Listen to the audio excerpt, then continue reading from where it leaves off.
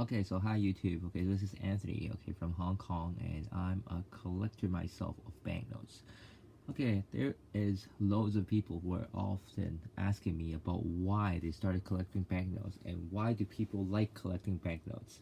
So this is why I would like to share today about why I chose to collect banknotes in the first place and why it is so attractive that makes me keep on collecting and collecting non-stop. Okay, so today I would like to first of all want to share some of my collections with you, and this is more about maybe the story behind why I actually started collecting banknotes. Okay, the first thing I would like to share, the first banknote I would like to share is one of the most, maybe I was like a little bit of, maybe a memory of mine, is that how I started collecting. The first note I have actually been attractive enough to make me start collecting is this one, the Mercantile Bank Limited, the $100 bill. Okay, it was actually issued in 1964 to 1973, and this was the banknote that made me start collecting until now. I started collecting since I was in 2008 when I came across some different commemorative banknotes which was issued in Hong Kong, and then after I've seen it, and then I went to the place which there was a lot of different shops, maybe like shops of maybe like banknotes, maybe stamps, maybe coins and everything. But the only thing that attracted me during that period of time was this one, the Mercantile Bank Limited. This one is the 1973. Okay, this was not the exactly one that I bought during that period of time when I was a kid, but it was definitely the same one, the same design and everything. And what attracted me on collecting was most probably because was the color inside and how it looked like maybe like art itself. Yep, watercolor and so on. Because if you, I don't know if you collect banknotes or if you don't collect banknotes, when you come across a banknote, you usually found that banknotes are only with a single color, right? Like a monocolor, right? If you see a $100 is usually one is a red color. If you come across a green one, it should be a $10 bill back in the 1990s or something like that. Okay, this is what comes into your mind, the color. But this is a very special note to me, is that when I saw it, I was like, wow, why is it like that? It's colorful. Okay, there's a lot of different colors. It's like in a rainbow toning and so on.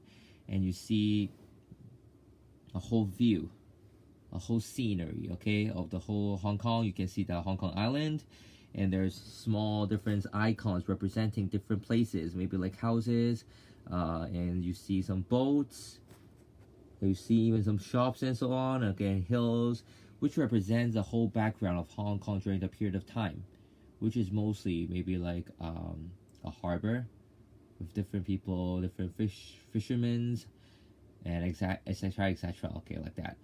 Okay, so this is the banknotes that attracted me, and it was like full of amazement because not only because of the map, we call the design of the map for this one, there's a name, and it's because that this bank of mine, okay, this bank, the Mercantile Bank Limited, was an unknown bank to me. Okay, during my childhood when I was like I was born in the 1990s. Okay, so I have never seen anything and I know nothing about this bank, but afterwards I found out this is actually part of HSBC group right now. Okay, and it ended its operations at around it was bought by the HSBC. Okay, the group was in 1959. Okay, approximately that period of time. And then afterwards, they keep on issuing banknotes until 1974, which came across this one. This is the last banknote that the bank actually issued. It's a Mercantile Bank Limited, okay, $100. But this one is in the 1974. And that is the last series of the note of this bank, okay? So you see for this one, you can see that there's a goddess, okay? Like every different notes during that period of time, there's always a little bit background, maybe like related to British, related to Roman, usually like that, okay? But this one, you see, is already changed it to a sole $100, and then it's red in color, which is maybe I would say more similar to the banknotes right now, the designs and everything. And this is the last banknote of the Mercantile Bank Limited, okay? And then afterwards, of course, in the 1994, the Bank of China had the power, the authority to also to print their own banknotes. So right now, you can see that the HSBC, the Standard Chartered Bank, and of course the last one is the Bank of China. There's only 3 banks that can actually issue their own notes. Okay, of course there's a 4th one, which is the Hong Kong government. So right now, if you see a purple $10 around, okay, those are most probably, most probably was issued by the Hong Kong government. Okay, so that is an interesting thing. But today I would like to only share about a few of my items and collectibles that I have in my hand. Okay, and I just want to give you a background of why old banknotes are so attractive, so appealing to many people. Okay, the first thing I want to show you is that because like right now, I think a month or 2 months ago, people were always talking about the new designs of the banknotes and why is it different, and some media actually came to me and asked my suggestions and my opinions on how I think about the banknotes. I would say is a little bit, I was a little bit disappointed by the design actually, especially for the Chartered Bank one. But I would say the designs are good, okay, it's not bad, okay, but they actually removed a very important iconic figure, which you could see in the Chartered Bank notes, which is the zodiac ones. The zodiac, we call it the god or spirit or zodiac figures, okay, different names, okay, but usually we call it in this way because there's a representative. Like in $1,000 we usually use the dragon, the $500 we usually the phoenix, and then the rest are different zodiac animals or so on. So this is a very typical, I would say a typical type of issues you see in the Chartered Bank, because this was the first one which used these animals. Okay, it was a 1970s series, okay, and then it started issuing in the 1970s, in the late 1970s, and then to 1982, etc. Okay, somewhere there. Okay, and then you see that the animals and everything were already used during that period of time, and this represents a lot of Chinese meanings. Okay, and of course the legendary animals and so on. So this is a series that I like a lot. And I'm quite disappointed that this element was removed in the current, I would say not current, is the coming of the series of the banknotes is going to issue. So I would say like that. But for people, they would also like to ask, okay, before the different zodiac animals and the legendary animals, what was it like for the Chartered Bank? I would say that there was 2 series before that. The first series before that is the house series, okay? We call it the houses because they used it, the bank building, as a representative of the banknote. I have to look, see if I have one around. I'm not sure if I brought it here. I don't think I have it in my hand right now, but I have one. Okay, like the building. What building am I talking about is this one. Yep, you can see that. Okay, the Chartered Bank building. Okay, this note was in the 1975 series. Okay, so you can see that there's a building here, and then you don't see any animals, even no dragons, no phoenix, no nothing. Okay, and then there's the harbor at the back. Okay, this was the series. We call it the house series. Okay, in Chinese we call Okzai. Okay, but we used it actually the Standard Chartered building as a representative.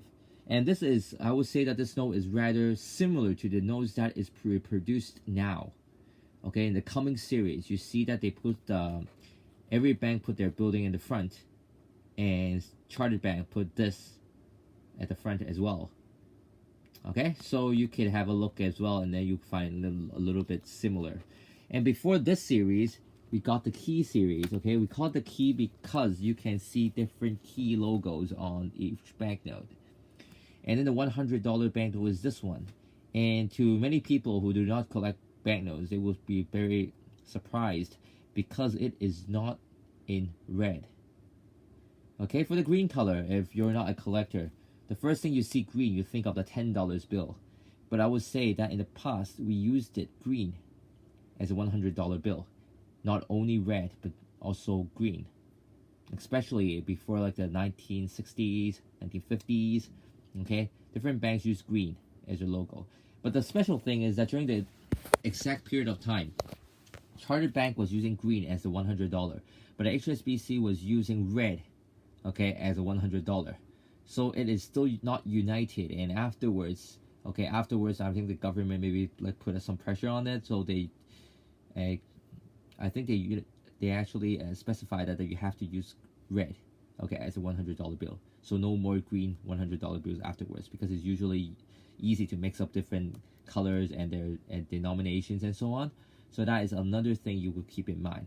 But you see here on the front, and it's beautiful, and it's small sized, okay? During that period of time, HSBC would produce the very large sized $100, okay? But Standard Chartered was the first bank, okay, to actually minimize the size to a size that is quite similar to the $100 we have today, just slightly larger, okay? That is also a special thing.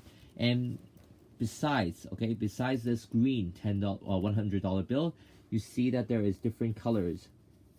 Like you can find a golden yellow color for the $5, and to many people they are not very similar, and they never thought that there was actually yellow colored bill, especially except for $1,000 bill, okay?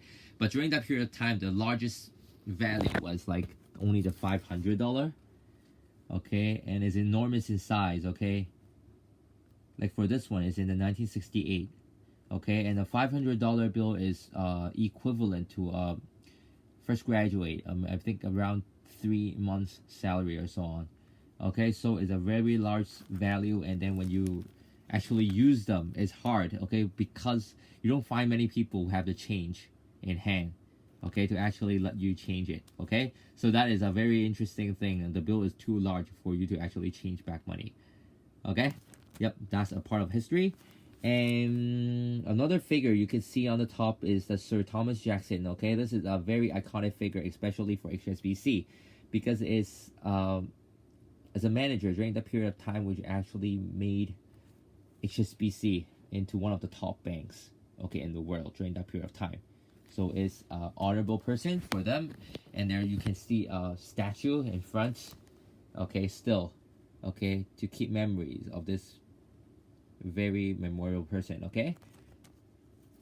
Okay, so lastly, I would like to share you some other stuff, maybe like a little bit just for the background and so on.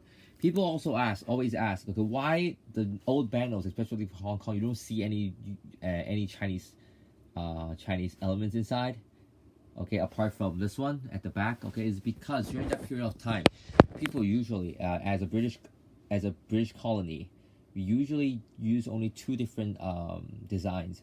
One is a British, okay, usually maybe like about British figures, or maybe like a Britannia and so on, like those kind of stuff.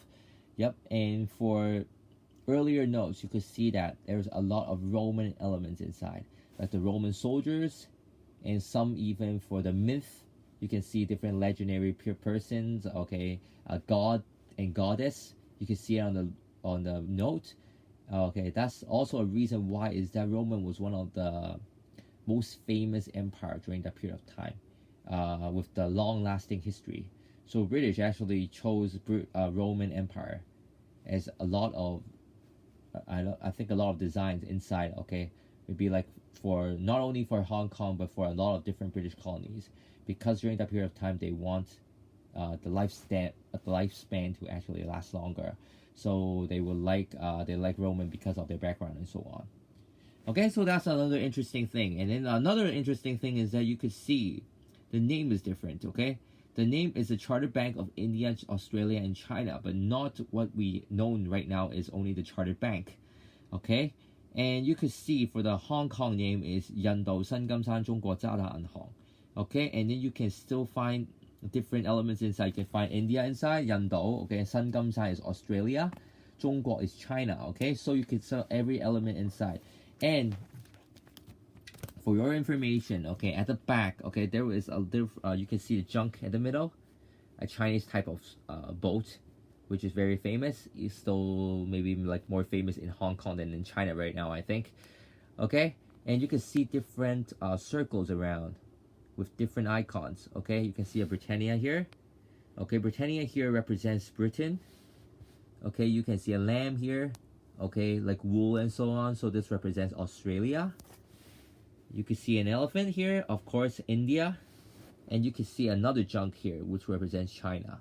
So this 4 logo actually is talking about the Chartered Bank of India, Australia, and China. And this one is that it represents that this is a note in the British Empire. It's pretty amazing, right? Okay. Today I think this is the end of my sharing, but if you want to know more about my company, or maybe you want to know more about Hong Kong history and how is it related, or you want some information on different banknotes and so on, you could always ask me, okay? And my telephone number is 984-11321. WhatsApp, okay? If you're not in Hong Kong, you can add 852, okay? 852 at front, and then you can still WhatsApp me about the information. And our company is Collective Memories in Cheung. So if you want to ask more about it, you can come by, okay? Actually, you could go to my shop also to ask for more information. And if you want to search my company, you can easily search it on Facebook, okay, by typing Collective Memories Hong Kong, and you can find it, okay? If you want more information, you can always add me, okay, PM me, okay, and always give some reply at the bottom, okay? So today, that's all for my sharing, okay? So if you like everything I'm sharing or so on, okay, please like and share, okay? Thank you very much for listening, and see you next time.